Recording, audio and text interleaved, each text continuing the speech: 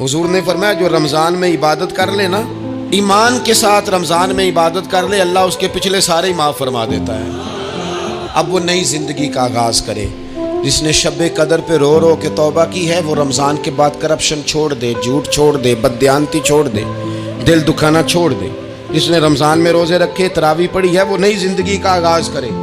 خدا کی رحمت سے گناہ معاف ہو گئے، اب وہ آگے بڑھے۔ نبی پاک علیہ السلام نے فرمایا جو اللہ کے گھر کا حج کار آیا وہ اس طرح ہے جس طرح آج ماں کے پیٹ سے پیدا ہوا ہے۔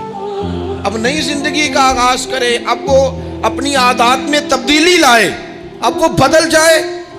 میں کس درد سے یہ بات آپ سے کروں کہ 50 لاکھ مسلمان ہر سال حج کرتا ہے۔ اگر 25 لاکھ کا کردار بھی ٹھیک ہو جائے تو سال کا 25 لاکھ با کردار مسلمان اگر دنیا کو دیا جائے تو بتائیے امت مسلمہ کا